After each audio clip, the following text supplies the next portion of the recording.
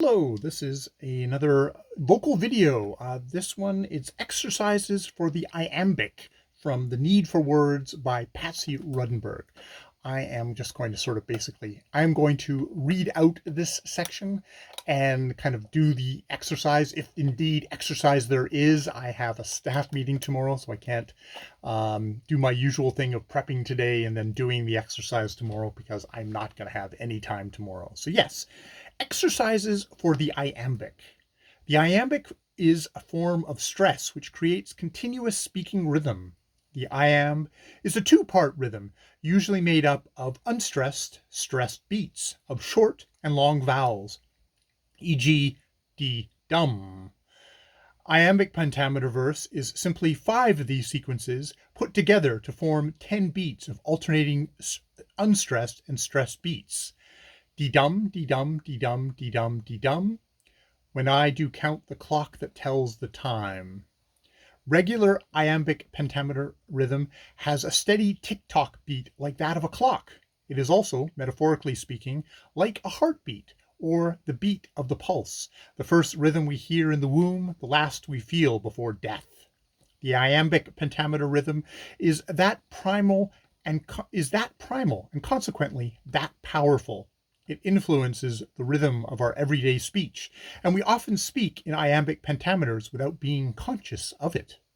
Iambic pentameter rhythms can also be quite irregular in the same way that a heart can skip a beat or a pulse quickens.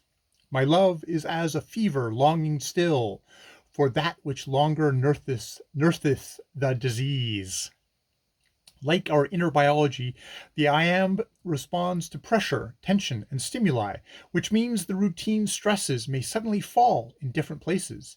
That is why it is such a natural verse rhythm in which to capture spoken words. It is sensitive to feeling and emotional arousal. You can say the above 2 lines slowly, using the tick-tock rhythm, but notice what happens if you speed it up and capture its feverish rhythm. Speaking from need often means adjusting the rhythm to suit the need of what's being said or how you are saying it. Iambic rhythm guides speaking, but it should not rule it. So, my love is as a fever longing still for that which longer nurseth the disease. God, nurseth the disease. My love is as a fever longing still for that which no longer nurseth the disease. We did not have that nurseth in there. If you let it, the iambic beat will support your vocal energy, letting you time your breathing to its rhythm. To deny this is a bit like trying to push a rubber ball under the water. The iamb, will always force its way to the surface. You cannot suppress the iambic rhythm except through force and pressure. By swallowing the stress beat, denying it is there, the speaker is willfully clamping the organic nature of the verse, not allowing it to take free flight. The result is unnatural and fraught speech. Here are some hints to help you navigate passages where iambs are in evidence. Use them in combination with a passage like the following, where actually we get some Alexander Pope for a change, not William Shakespeare. True ease in writing comes from art, not chance, as those move easiest who have learned to dance. 'Tis not enough, no harshness gives offense, the sound must seem an echo to the sense. Soft is the strain when the zephyr gently blows, and the smooth stream in smoother numbers flows. And when loud surges lash the sounding shore, the hoarse, rough verse should like the torrent roar. When Ajax strives some rock's vast weight to throw, the line too labors, and the words move slow. Not so when swift Camellia scours the plain, flies over the unbending corn, and skims along the main. That is Alexander Pope, The Craft of Verse. So these are the tips. Beat out an iambic speech. Speak it aloud. Keep the breath free. Physically feel the rhythm through your body. Let the heavy stresses bring you up out of your body, and the lighter stresses ease along the surface. So that is what true ease in writing comes from art, not chance, as those move easiest who have learned to dance. 'Tis not enough no harshness gives offence, the sound must seem an echo to the sense. Soft is the strain when zephyrs gently blows, and the smooth stream in smoother numbers flows. And when loud surges lash the sounding shore, the hoarse rough verse should like the torrent roar. When Ajax strives some rock's vast weight to throw, the line too labors and the words move slow. Not so when swift Camellia scours the plain, flies over the unbending corn and skims along the main. I probably have absolutely no sense of when the stresses and the things are that. Swing your arms up with the upbeat and down with the downbeat of the iambic rhythm. Walk the rhythm, run and then skip it. After each physical release, stand still and speak the same line of verse, feeling the pulse inside you, but never dominating the voice. You will feel the iambic lift the energy of speaking, and this will fill you full of compulsive excitement. After you've felt this pulse, try experimenting with it, relishing the notion that the iambic creates energy inside you. Never fall beneath or drop off this plateau of energy as you return the speaking to a normal voice. Physicalizing the line in order to produce this impact of energy allows you to experience a point of tension that becomes a releasing agent for the speaker and a taut thread between speaker and listener. Good Lord. All right.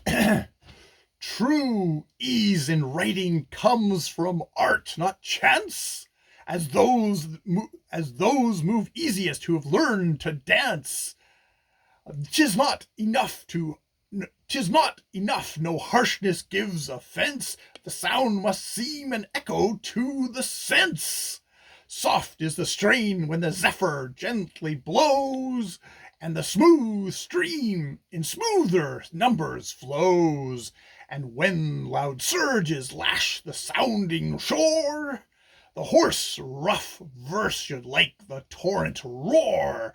When Ajax strives some rock's vast weight to throw, the line too labors and the words move slow.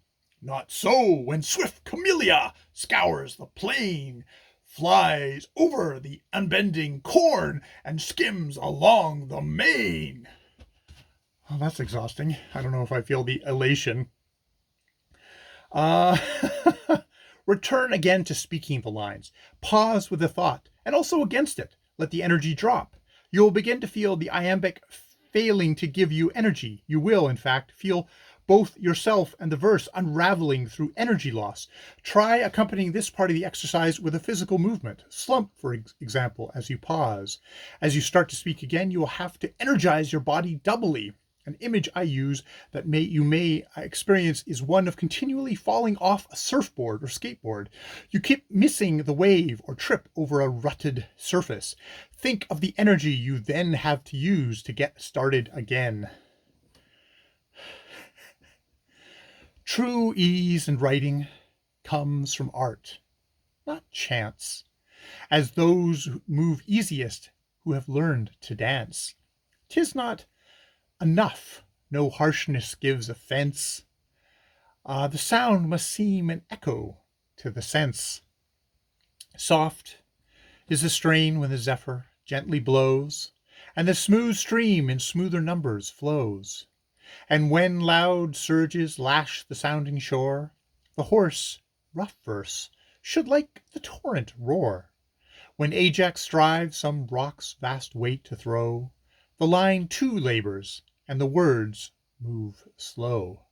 Not so when swift Camellia scours the plain, flies over the unbending corn, and skims along the main. I think I'm just getting really tired of this, of Alexander Pope at the moment. Okay, now try speaking the same lines in groups of 2 or more. You can use all the same speech or variety of verse lines. First, try how it feels when you drop the energy. That is, speak a line and don't pass it on to the next person. Metaphorically speaking, you're physically dropping the ball, pulling away, slumping. The person picking up the lines will have no energy to nurture them, but must manufacture it out of nowhere. Oh, God. As we know from physics, all energy is transferable and never wasted. Share this rather depressing and draining experience. You are killing the iambic. Everything will seem hard and going sluggish, as when a chorus all stop and start a tune at different points and fail to achieve unity. Every time a new speaker takes over, it is like push starting a car. In a group, this works as well in a circle. I can see this is the thing of like, oh, if you've got a weak link in your play and it's somebody who can't say the lines with that energy, and then next person is responding to them, it's really tough to go thing. Okay. And then we have it as a relay. Now serve the iambic. Treat it as speaking like a running of a well-timed relay as you hand over the line to the next speaker. Keep the energy up. Don't drop off or come up short. This doesn't mean you need to push your voice, but stay true to the iambic, pausing just long enough to let it lead and lock with your partner phrase. Physically, you give the line over. Think of a gesture as an energized body. You'll feel the ease and glory of the shared energy within seconds. The line and the words will become more intense and efficient as the verse travels round the room. In a group exercise, the circle will fill with energy and urge itself towards completion. You are now serving the iambic. Now, so we'll just take those two as given because they're group exercises, and I felt the drastic drop of energy just doing it as an individual. The next thing is mouth the text silently. Keep breathing and thinking. Really move all the organs of articulation to confront every written sound. Are there pieces of text that are physically difficult to get your mouth round? Are they difficult to say? If so, then the idea or emotion could be difficult to face or feel. Anything that is difficult to say physically, difficult to get your mouth around, is difficult to feel, think, or express. After this exercise, the text will be easier to say aloud and will be clearer and less blocked in many ways. All right, let's just go back and we'll do one more reading of The Craft of Verse by Alexander Pope. And we'll try and do it with the energy and try and get the iamb. True ease in writing comes from art, not chance, as those move easiest who have learned to dance. 'Tis not enough, no harshness gives offense, the sound must seem an echo to the sense. Soft is the strain when the zephyr gently blows, and the smooth stream in smoother numbers flows. And when loud surges lash the sounding shore, the hoarse, rough verse should, like the torrent, roar. When Ajax strives some rock's vast weight to throw, the line too labors, and the words move slow. But not so when swift Camilla scours the plain, flies over the unbending corn, and skims along the main. And that is hopefully the last time I will have to do that for a little bit, of Alexander Pope's The Craft of Verse. So that is the iambic section of this book. Ptsy Rdnbrg, as a Shakespeare nut, definitely. I think she was, I can't remember, I think she was a director of the Royal Shakespeare Society, is all about iambic. I don't know how much this will have effect on my just me learning how to be a better speaker in general, because for the most part, I will not be reciting Shakespeare. Though I think there is a good point here of what's the natural rhythm of speech and how can you say it in a way that's activated, what's in a way that's responsive, and just kind of getting that da-da, da-da, da-da, like how being aware of your speech patterns and trying to inject variety into them, into surprise into them, but also embracing rhythm and using that as a technique, to convey your message. Having stuff that's like, you're not broken up and kind of pausey and it's like, no, you want to keep it going in a flow, or you want to slow down and have thoughtful things when you're thinking about things. And it's like, how do I feel about that? And isn't it interesting right here how this works in a text? Stuff like that of communication methods. It probably is useful, and probably just for appreciation of Shakespeare, because I do like Shakespeare. As you can probably tell, as I recited that poem again and again and again, I've got no idea of stressed and unstressed. I have a hard time of getting that in my mind of what it all sounds the same to me. And that's, maybe I'm deaf to it. Maybe I just haven't been educated. I haven't educated myself enough yet on that subject. I mean, we all have stressed and unstressed words in our vocabulary and in our speech patterns. And I have a hard time getting my head around how to track that. And whether it's, yeah. So yeah, that is this one, this exercise of Ptsy Rdnbrg's, focusing on the iambic exercises for the iambic from the Need for Words. More videos later.